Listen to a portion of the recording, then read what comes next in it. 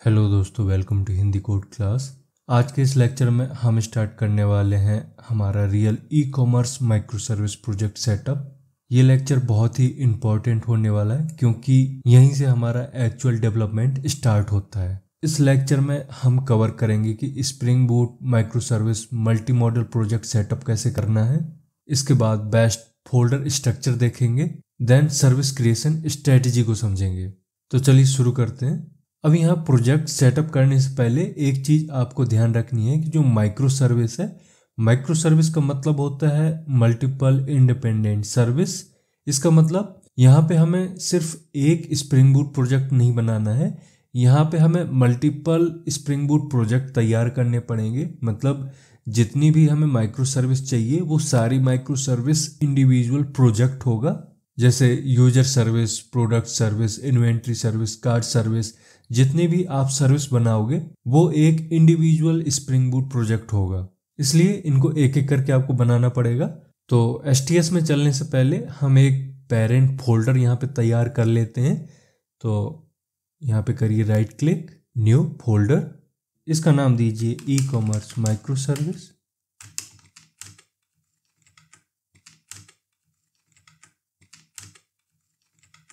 इसको करिए फिनिश।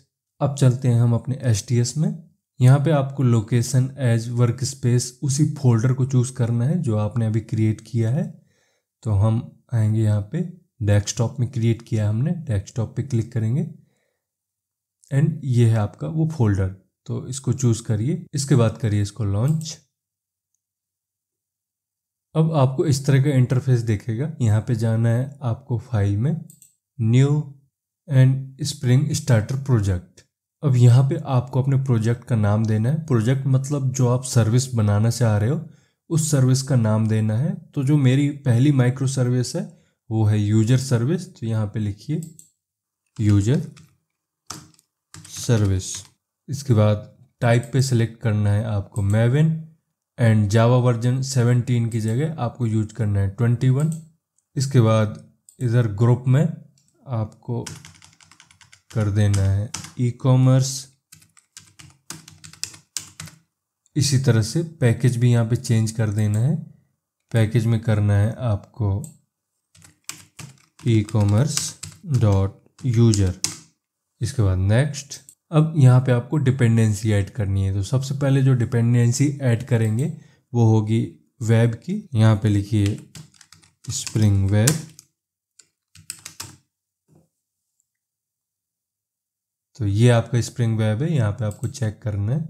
इसके बाद एक्चुएटर चाहिए। तो एक्चुएटर, ये आपका एक्चुएटर है, इसको क्लिक करिए। Spring data JPA. तो यहाँ पे लिखिए जेपीए। ये आ गया आपका स्प्रिंग डेटा जेपीए, इसको चेक करिए। इसके बाद लैम्बोक भी ऐड कर देते हैं।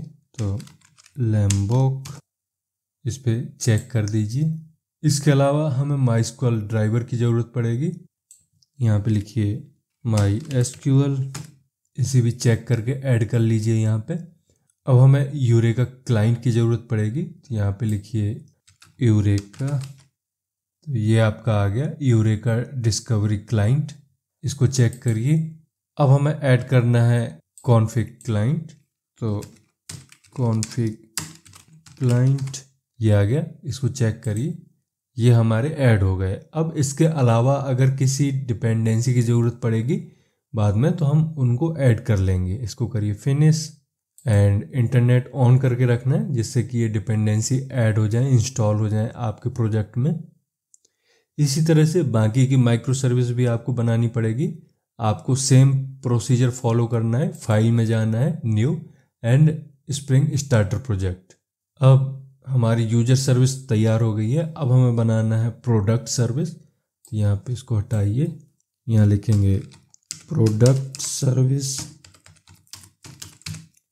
एंड ये जो पैकेज है इसको भी चेंज करना पड़ेगा। इसकी जगह कर दीजिए प्रोडक्ट एंड नेक्स्ट। अब जो भी आपने प्रीवियस माइक्रो सर्विस में डिपेंडेंसी ऐड करी थी वो सारी यहाँ पे दिख रही हैं। ये कॉमन डिपेंडेंसी है तो आपको यही दोबारा से ऐड कर लेना है। सबको चेक कर दीजिए।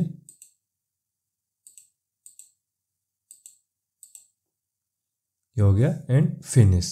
ये आपकी दूसरी डिपेंडेंसी भी ऐड हो गई। अब हम इन्वेंट्री सर्विस भी ऐड कर लेते हैं फाइल में, new and spring starter project.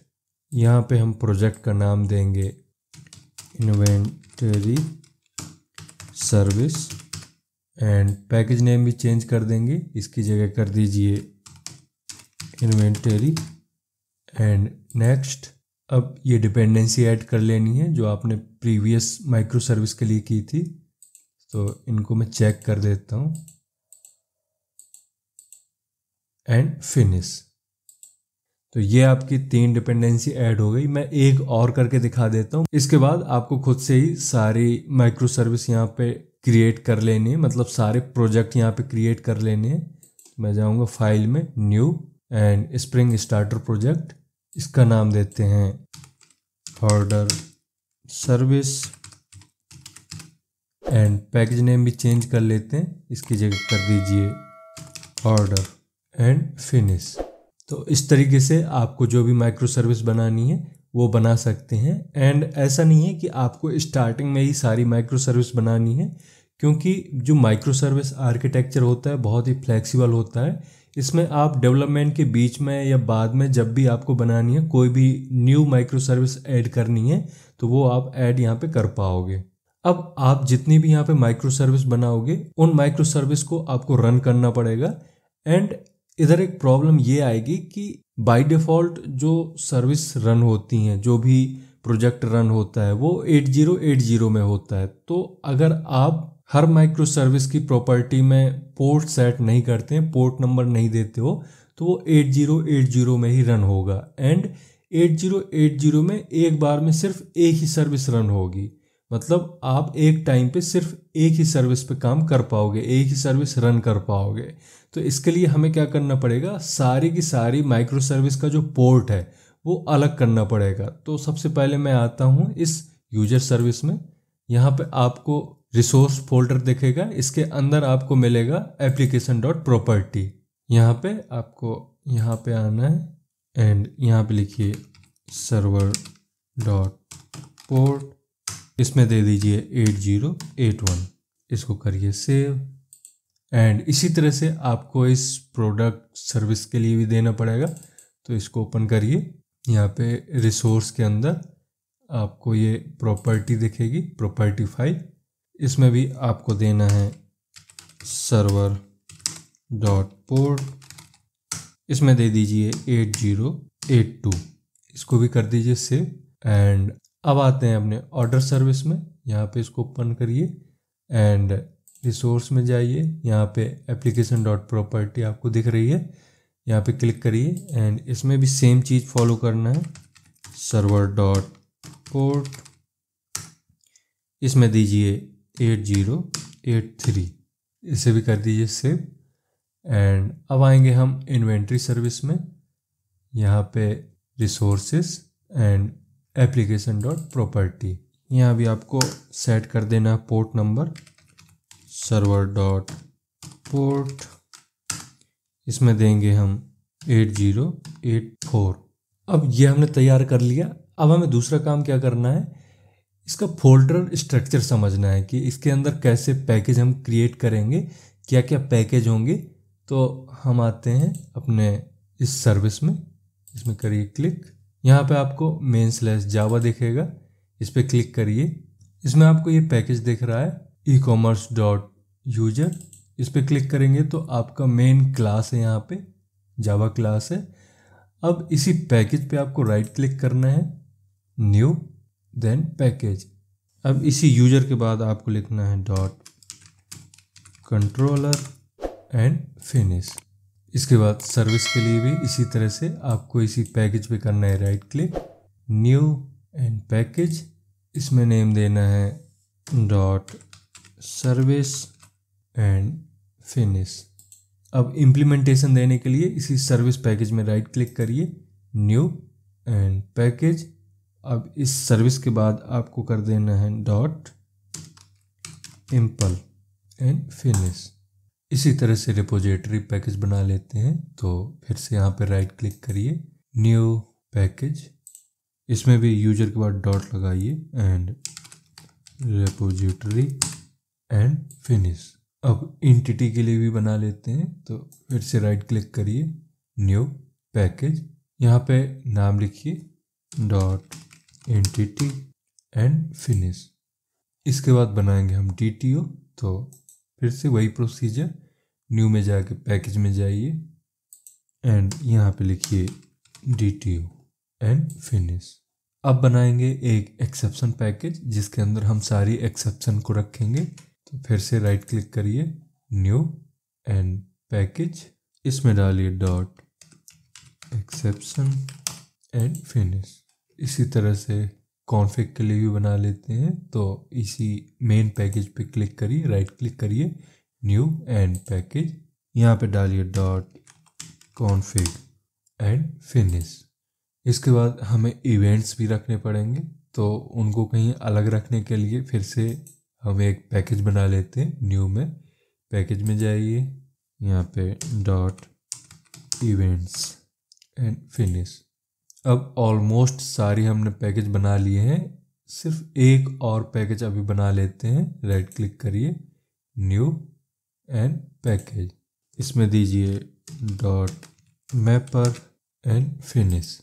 अब इनको एक एक करके समझते हैं। ये सबसे पहला है कॉन्फ़िग पैकेज, इसके अंदर हम सारी कॉन्फ़िगरेशन रखेंगे, मतलब जैसे स्वैगर यूज करेंगे तो स्वैगर कॉन्फ़िगरेशन इसी के अंदर रखेंगे, मॉडल मैपर कॉन्फ़िगरेशन भी होगी, रेस्ट टेम्पलेट कॉन्फ़िगरेशन जो भी रखेंगे वो भी इसी के अंदर आएंगे, Kafka configuration, security configuration, Redis configuration, ये सभी तरह के कॉन्फ़िगरेशन हम इसी पैकेज के अंदर रखेंगे। इसके अलावा भी अगर कोई कॉन्फ़िगरेशन फाइल की ज़रूरत पड़ती है और कॉन्फ़िगरेशन फाइल बनाते हैं तो वो भी इसी कॉन्फ़िग पैकेज के अंदर आएगा। इसके बाद है कंट्रोलर, तो कंट्रोलर एक API लेयर होती है, इसमें यूजर से जो भी इनपुट आता है सब यहीं से ही हैंडल होता है। इसके अंदर जितने भी कंट्रोलर होंगे इस सर्विस के लिए सारे इसी पैकेज के अंदर आएंगे। जैसे ये यूजर के लिए हम बना रहे हैं तो इसमें यूजर कंट्रोलर आ जाएगा, और भी जितने कंट्रोलर की ज़रूरत होगी इस सर्विस में वो सभी इसी के अंदर आएंगे। इसके बाद है ये DTO, तो DTO के अंदर हम सारी DTO फाइल रखेंगे, मतलब जो भी जावा फाइल होंगी DTO की वो रखेंगे। DTO का मतलब डेटा ट्रांसफ़र ऑब्जेक्ट, इसका यूज होता है रिक्वेस्ट एंड रिस्पॉन्स डेटा जो भी भेजते हैं वो रखने के लिए। एंड अगर इसको आप डिटेल में समझना चाहते हो तो मैंने जो इससे पहले प्रोजेक्ट कंप्लीट किया है ब्लॉग प्रोजेक्ट, तो उसमें आप जाके देख सकते हो DTO को, वहाँ पे मैंने बहुत ही अच्छे तरीके से एक्सप्लेन किया है।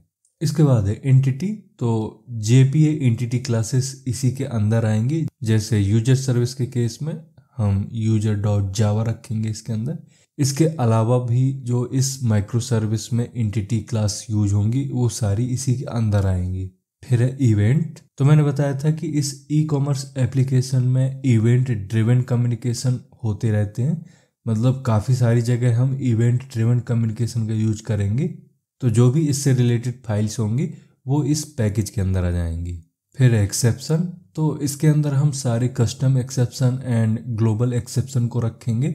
इसके बाद है मैपर, तो मैपर के अंदर वो सारी फाइल्स आएंगी जो entity to DTO and DTO to entity conversion logic होगा। ये हमने अलग इसलिए कर दिया क्योंकि ये जो कन्वर्जन लॉजिक है ये काफ़ी सारी जगह आपको सर्विस में ही मिल जाएगा, सर्विस लेयर के अंदर ही मिलता है, बट इसको अलग कर देने से थोड़ी सी रीडेबिलिटी बढ़ जाती है एंड कोड ऑर्गेनाइज रहता है।